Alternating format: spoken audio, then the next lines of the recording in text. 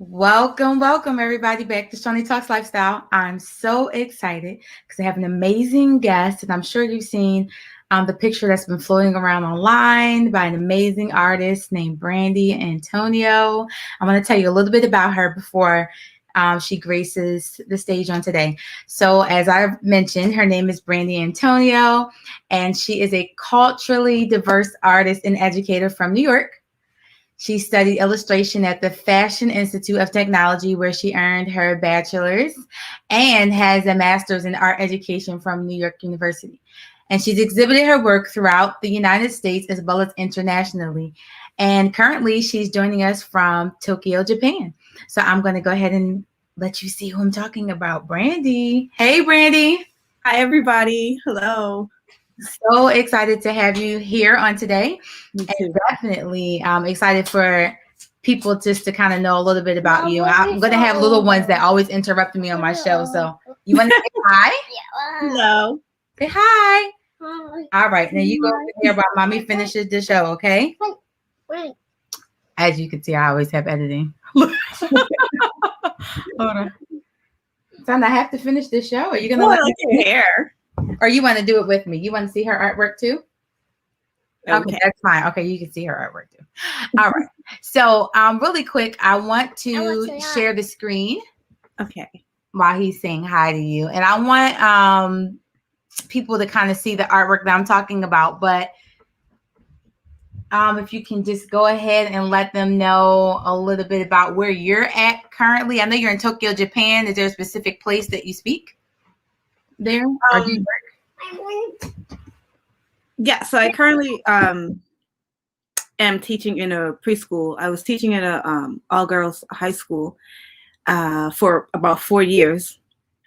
And I left that position and decided to teach preschool just to refresh.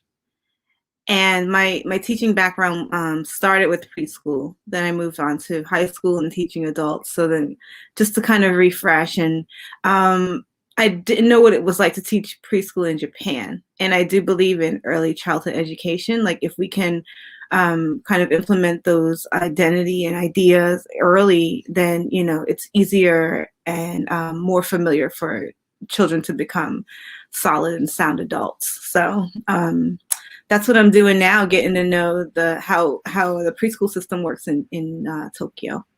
I love it. I love it. Yeah. Really quick, I want to share my screen with everybody. Let me stop sharing what I am sharing. All right. And I want them to kind of see one of the artworks that you did that we're going to be talking about today. So let me try to share the screen over here. And you'll see some of her other artworks too. Yeah. And basically, it's the one at the top. I'm trying to see how I can. You can just click on it, I think. Okay. Oh, there we go. Duh. All right.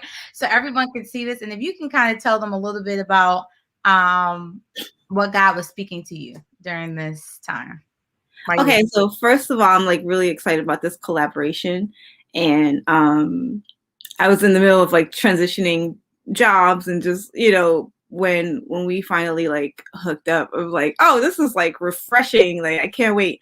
And then I heard the song, which normally I like will create to music, but when I heard the song, it really opened up a lot of communication for me. And when I started creating the piece, I just kept asking God, like, what's the gesture? Like, what is the gesture of what you want to say? Because we have Holy Spirit, I have this relationship where we create together all the time. So I don't do anything without that unction first, and I listen and wait. And then just whatever I'm told, I put down. So I was really struggling, like, what is the gesture? If I know the gesture, then I know the heart. And if I know the heart, I can build the piece around it. So the gesture was more of a child welcoming and encompassing. And so that's what you see here. It's the gesture of welcoming someone in and having a family unit behind you, backing you, and leading to the Father. that originated it. And you can see in the piece that there's like hands on the side that kind of encompass it all. Right, So right. Father endorsed, and the son in the front is imitating what the father does. Right. Oh, nice. So when by the time you meet that son, it's an imitation of what the father is doing. And so that's the gesture, is to welcome you into a family. And being able to first meet that person, you don't see that you're getting a whole family behind it, you know, but when you step back, you see you get like a family unit. Yeah, so that was really important to keep the idea of family. This is a message of family. This is a message of sonship. This is a message of inclusion, of and expansion of this nation. You know, so the Bible says, you know, in my father's house there's many mansions. So for me, that is capacity. He has capacity to take on more than we even would fathom. We limit each other with biases and experiences, and like, I don't want to go there again, but he has the capacity to even accept our flaws and grow from that. So that's why there's so many colors in the background. And the people are not necessarily detailed, because in his view, you know, we're not looking at it the same way that he's looking at it. He's bringing us in. We're always stopping him, being like, no, but I did this, or but I shouldn't have said that, and you know, or if I could just be better, or if I could get myself right, then I'll be presentable. And he's not looking at it like that. So a lot of times when you meet a child of God and you're maybe not a believer, it feels like, what are you trying to press on me? Right, but really, right. what we're opening up is an invitation and an opportunity to welcome in this family where you don't worry about that. Wow. And we never really get to see what that looks like. It's a hard concept to grasp. Yeah. I love that. I love that. So I like how, and it's obvious, like the child that you painted is African American. Mm-hmm. And so that child doesn't just see people that look like him, but he sees people of all different colors. Yes. And I thought that was important. And cool that you saw that. Thank you. Everything is intentional. I think that's first my lens, because I'm African American, right? But also just being thinking about the history of what it is to be African American and to be a persecuted people for so long. But yet, if anyone has experienced this, like, we're very welcoming people, and there's no real criteria in the sense of like we're like your family, even people that like were divorced or whatever, they still come to family functions as if it's family. So that's really a big concept for us, because we were a scattered group. So we have to find ways to stay united. So I thought representation of having someone that's of African descent is very important for me. And then as a painter, when you're creating colors, you know, creating that dark color is a mixture of every color. Right. So it's impossible to be discriminatory in that way without you don't get this color without including every other color. You got that right. So it just speaks on so many levels. And I think at this time we particularly need to heal, you know, and I just really appreciate that, you know, God allowed me that vision to create the child, like face to face of African descent. And then on his T-shirt, there's the sign that's like you Your are loved here. Yeah. So that I really was fascinated that he gave me that, because it's like that's a message to the lost, and sometimes you don't know you're lost. So it's important to, as a child of God, if we're going out making disciples, you know, the first thing that people do need to know is like, well, here you're going to be loved, you know, and it takes time to maybe understand what that's like, but I'm gonna walk with you. But just know that if you see me, that here you're going to be loved. And when you become a child of God, you wear that proudly, and then people know that about you. So to be representing that, you can get and give love here. Yeah. So I love that. And that whole lost piece to me means it. That whole lost piece means even bigger to me. It means not just people who are unsaved, but there's saved people who are lost as well. Because think about it, when the prodigal son, and I'll give credit to my mom, she mentioned this one Sunday, and she said when the father, the prodigal son's father, welcomed him back home, he clothed him, and he was basically letting him know, well, Dad, when I come back in here, I'll come with an orphan mindset, meaning I'll come here just to serve you, or I'll come here like a person who's lost. And he said, no, I don't want you to come in this way. When you come in the house, you have to come in the house dressed like this. And he began to dress him as sons dress and affirm him and let him know that he was loved. And he said, this is how you come in the house. You know what I'm saying? So you got many people who they're in a home, but they're not at home. They're lost too. And then you have those who don't know Jesus Christ, or they don't know the Father, and they are lost too as well. And so there's different types of loss that's going on. And the thing is, God wants all his family back, and he doesn't want you back to stay where you are, wherever that is in that state, but he wants you back to be in the place and position that he put you. Because remember, that son didn't feel worthy of that position. He said, I'll just go out in the field. I'll just go, this one. And then they had then there was the other son who was the older son who was in the house. And then he said, well, I'm going to go out here.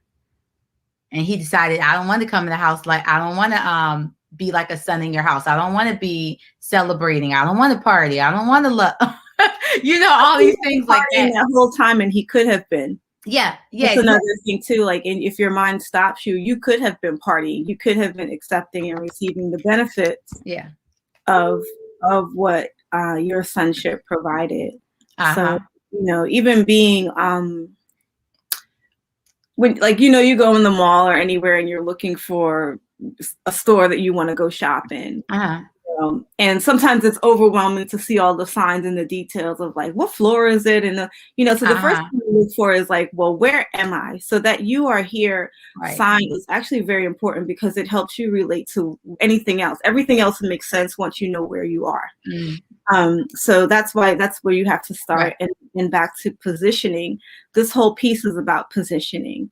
So the first thing is to know where you are. And from there, everything else can be added to you, and you can. And that sign that you wrote, you are loved here. That was on the heart position, right? Yes. Yeah, and I think that's important too. That was important to me. When I saw it, I was like, that's where you always supposed to start, at the heart level, not at any other level. And when you try to start at other levels, it never works out, right? Yeah, you get tricked in the way, the way of the world is to kind of give you the Jedi mind trick of like, well, if you were, then this would happen. And then you start doing your logic thing of like, yeah, they're right. You know what, let me go sit down. And once you, take a breath and you start from that heart level and remember who created you, you can breathe out and actually expand. So yes, I love it. It's constantly a reminder of like, well, wait a minute, where am I? Right. What you just said, where am I in that? And then from there, you can, people can accept correction more when they know the heart of the person correcting them. And I think that's another thing, like with positioning, comparison and better or worse, like, well, who's the best? Yeah, no, it ain't even about that in the house. Well, it's often fuel. It's fuel for them. Right. We know better or worse, or like, it's not that we're foreign to those words. It's just that how we're using it. So for an orphan spirit, that's fuel. They thrive on that. They need that. So they'll create situations to get that, because that's a livelihood. That's like air to them. So for us, correction is what we receive. Like that's ours, because we're corrected. It's affirming that we are loved. It's affirming that there is a direction and it's overseen. So it's really just relearning your vocabulary. You got that right. And you know what, and that's the thing about and this is for those who are watching and you're kind of like, what are y'all talking about? So first of all, when you get saved, you are a child of God, but you have to grow. It's just like when you come into the world, come in as a baby, but you have to grow.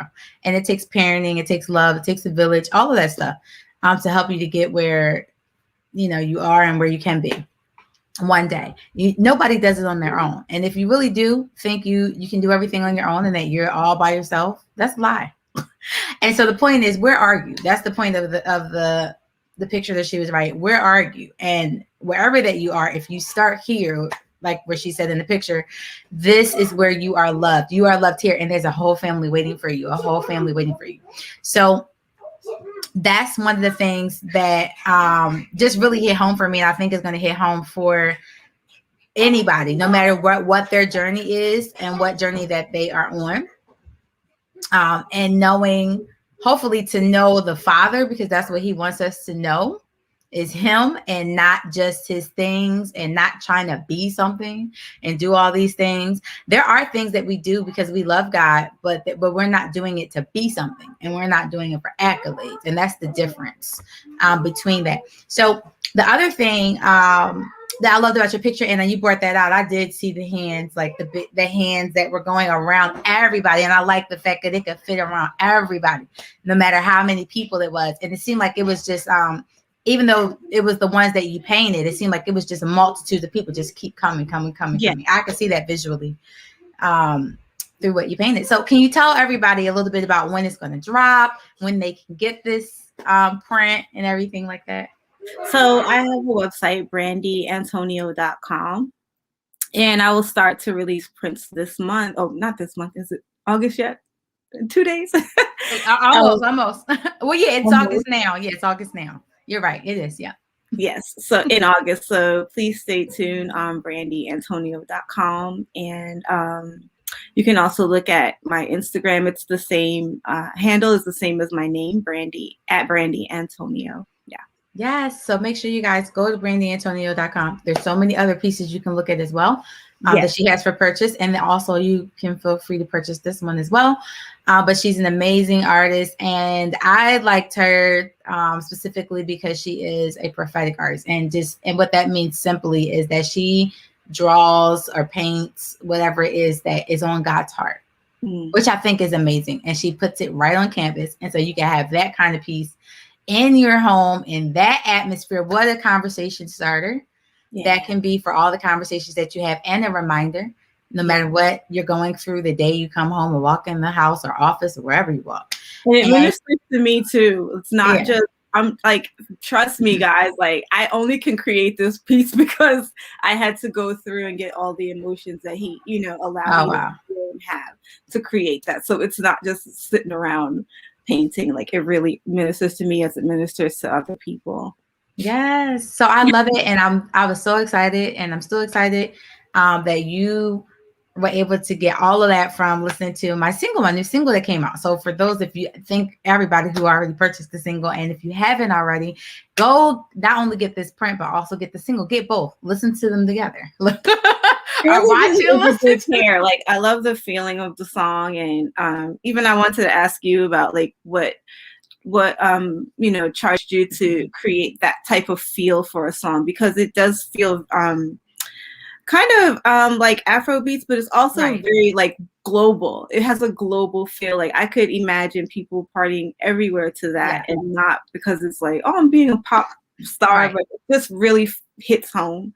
So So this whole album, oh Lord, the album is called Relational Grace, but there's a single called Relational Grace, which is what you're listening to. Yeah. So this particular single started the whole journey. I didn't even want to get out there and do any kind of music event at all. I was like, I'm not doing this. I'm good.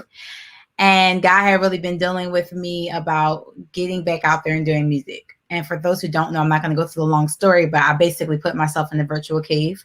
A lot of things scared me, technology, all these things that you probably see me do today, they scared me. Okay.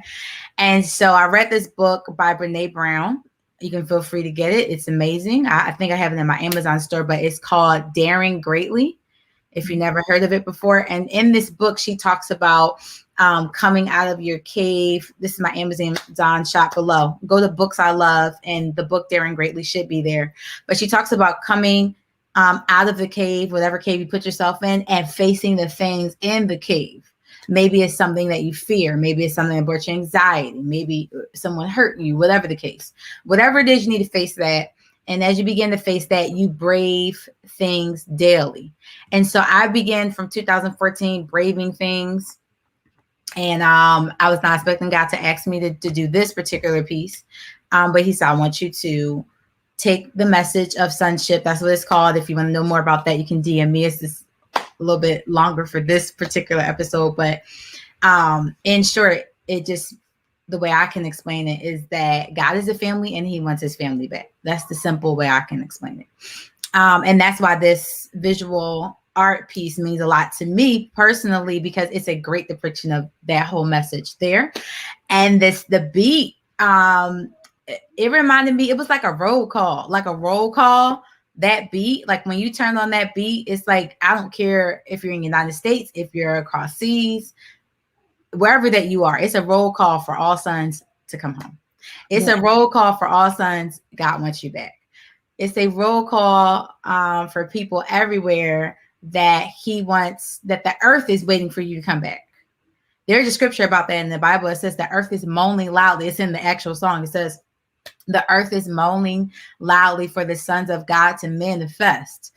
And so in that rap piece that I do, I talk about that. I say the earth is moaning loudly for the sons to emerge, reflect his glory in the earth. Sons, let it burn until your heart catches fire. Break night in the prisons like Paul and Silas. Orphans need to be fathered in love, part of a kingdom family like Jesus' son. Not some servants or slaves. Tricks up their sleeve just to sound what a heart to go. Best believe the words I want to hear while I'm living on this earth is many sons you birth. So the reason why I make reference to orphans and slaves is because people are literally trying to do stuff with tricks up their sleeve to be stuff. And God said, I don't want that. That he don't even understand that. That don't even reflect his image. None of that. Only thing that reflects his image is when you get in touch with the real you. Mm-hmm. Which is who he made you, not you trying to be something. That's how Adam and Eve fell. So that piece is in that song too. It's a message that I'm not shouting or rapping. Basically, I'm rapping it to people to let them know, like, why are you trying to perform for love? Would you be in a relationship with somebody you got to perform for their love like that? People right? Do it. Yeah, people do, and I don't get it. And we probably all have done it at some point in our life. But when you get out of that, you go, why did I do that? Right? Did that even make sense? It's exhausting. You probably feel exhausted at the end of that. Yeah, like you perform in a relationship because you want to do stuff because you love somebody, but not to be loved. You feel me? Right. I'm not performing for you so you can love me more. Like hopefully your love come up for me this day. And that's how we do with God. We like we act like he's in the sky somewhere with a stick, and if we don't do this or do that enough, that he's not going to love us or he's not going to accept us. And he loves us enough to like keep us filled up before we bottom out. You know, if we bottom out when we turn away, but when we're closer, we're really filled up. That's what it is to experience that love. Like love wouldn't pop a hole in you, drain you out like that. No, it's not. And I feel bad. And I know it can be hard for people if you grew up in your natural family is a reflection of what you think of God. Like you probably said, Shoney, that's really hard, but it's true. So if you're having a hard time of seeing God, and remember the way that you see God is through people, through his sons and daughters, not everybody, because everybody not reflecting that. There's some people not reflecting it, but through his sons and daughters, that's how you're going to see him. And so that's why he wants us to grow up so we can be who he's called us to be, so you can see him. We are the visible reflection of him. But if you grew up in a family and you didn't see that was your family's call. Your family's call was to reflect the glory of God, to be sons and daughters of God as families. And they didn't answer that call. And so all you saw was the total opposite in this chaos.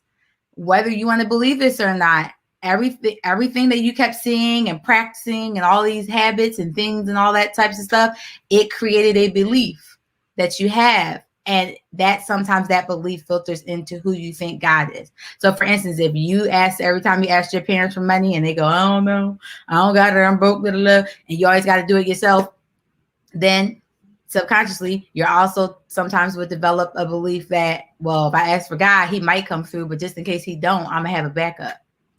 Facts. Because you always had to have backup. You see what I'm saying? So we do these things. And so the thing is, even if your family didn't answer that call, God said, I will put you in a family. And it's really a lifestyle switch. I think yeah, it is. It's not about each individual task. It's about a lifestyle. So if you follow any kind of like lifestyle blogger, you know, they invite you in to look at every aspect of their lives, and not just one particular thing, not one particular talent. It's like, look what I eat, look what I'm drinking, look what I That's me. Yeah, so it really is an invitation to look at someone's lifestyle. And if you're not, if you're first entering in and your past seems so loud and greater than what this new lifestyle is, you're always going to be going back and forth until you find something in the new lifestyle that you're like, I can actually relax. I actually want to be a part of that. And you start visiting it more and embracing it more, because the invitation was always there. It really was just about your surrendering to this lifestyle versus the other. And the great thing is, if you do it, we do have that cloud of witnesses. You do have a whole family and a whole history of people who have made that choice. So you're not alone in that. You know, it just really is you wrestling with what the facts are of your life, because we don't dispute facts, you know, but the truth is something you can live in and breathe in. So you have to understand your vocabulary. You cannot build off of facts. You can build off of truth. Come on. Fail you in those moments when you feel bottomed out, because truth will show up and pull you through. Facts condemn you. Facts can only be what they are. That's what a fact is. So we're inviting you into a lifestyle of truth that's ongoing, it's breathing, it's alive, and it's affected more people than one, you know, the nation. Yeah. And this is, and oh my gosh, it's so good. And so many things wrong through my head, but, and I always tell people it is, I'm like, but look, I always tell people when they make a lifestyle change, I'm like, don't do it by yourself, invite somebody with you. It's so much fun when you get in, like you get engaged with the community and you actually have someone on that journey with you. That's a key to success. And you have a good accountability, and you have people to a plan. Like how does this go? You know what I mean? Don't just wing it. Like, how does this actually go? And God gave us that plan. And if you're not clear about that, then you can ask someone who is on that plan and see where you are in your plan. Like, you can, with lifestyle, with fashion, with, you know, all the things that I love, we go by seasons, as is God. God already laid it out for us. Like, we go by seasons, so you don't have to be stuck in one spot for long. You know what I mean? Like, so it's like, I'm tired of wearing shorts and flip-flops. Okay, good, because fall's coming. So what would you do for that? You know, and you get to change it up. There's different colors that go with that. So just in that same kind of thread of metaphor, this lifestyle has seasons in it. So and they all rotate, right? So you don't have to think about, this is my forever one thing. It's something new's coming. Yeah, you're enhancing. You're always enhancing. You're always growing. Yeah, and that's what's exciting about it, because you don't hit a ceiling. Right. You don't hit a ceiling. The only thing that's going to keep you from not, and this is any lifestyle, and it applies to this, is when you don't have consistency. That applies to everything. If you a person and you keep hitting and missing and running from stuff, that's almost like the this is gonna get a little deep for a second. But remember in the Bible the story about Cain. Cain was a vagabond. One of the curses that he had on him was he never could settle. He never felt at home. That was his thing. Someone's always out to get him. You meet people like that and they never can't really settle into something, and they can't grow like that. That's a curse. That's the curse of Cain. We don't want to be doing that. That was after the fall. We don't want that. We want to be settled. You understand what I'm saying? And when we're settled in that decision of what we decided, It don't matter if you mess up sometimes or you fall, or whatever the case. You got people that encourage you. Come on, it's all right. You took 2 steps. All right, come on, take another step. Yeah. Nobody's beating you upside the head because you don't get it right. It's not about getting it right. It's about moving forward. Right. That's it. And that's what I love about lifestyle change. It's about progress, not perfection. There's no perfection. That doesn't exist. Yeah. Anyways, until we meet Jesus. Perfect. So it's like, yeah, we already got that. That's why I always say, like, I love perfection because now I don't gotta be it. And perfectly perfect. You did that because that was a lot. That was a lot you did right there, and I appreciate that thing. You got that right, and that's too much to put on yourself. You know what I mean? When you just like when you make a lifestyle change, I always tell people, don't be worried about all the things. You be thinking about what you before did, you know, what you did before, and all these things like that. Don't worry about that. Have fun now. Have fun now. Enjoy what you're doing now. Connect now.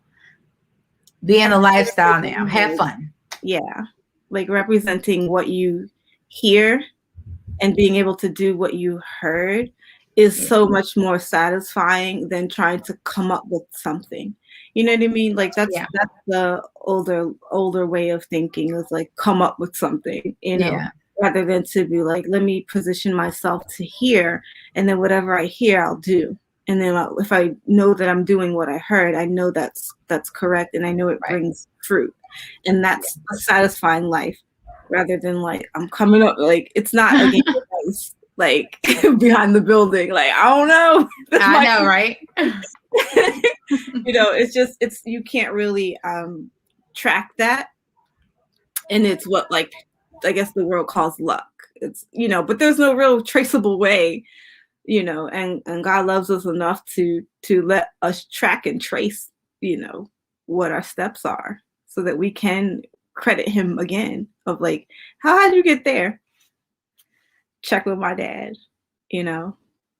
Definitely. So I want to thank everybody for watching Shoney Talks Lifestyle, and I want to thank Brandy Antonio. She's amazing. You guys have to check her out on her website. Go get a bunch of prints. Support, and also don't forget, if you have not already, go ahead and get Relational Grace. It's on all music platforms by Shoney, and I have my new single coming out, Believe. If you loved Relational Grace, Believe is a little different, but I think you're gonna love that one too. And for all you people who like to eat carpet, you know what I'm talking about. All you people laid out in worship, y'all all on here. I see y'all on here. Go ahead and lay on the carpet, because you will be eating it during this song. Believe. And on our way out really quick, I'm going to see if I can try to play a little bit of just a little snippet of Relational Grace before we go. And tell them where they can follow you on Instagram. Yeah, so my handle is at Brandy Antonio on Instagram. And again, the website is brandyantonio.com. And I usually update with what's the latest piece in the announcement bar, so you can click there and go there immediately. Or you can check out previous collections that I've done. All right. So you can go check her out on Brandy Antonio. And hopefully I did this correctly. Make sure that you can hear this. Let me know with a thumbs up if you can hear this. Yay! Hey! Y'all go get the single. Y'all go get the print. Rock it out. Relational Grace. Exactly. On all platforms, and go to brandyantonio.com. Bye.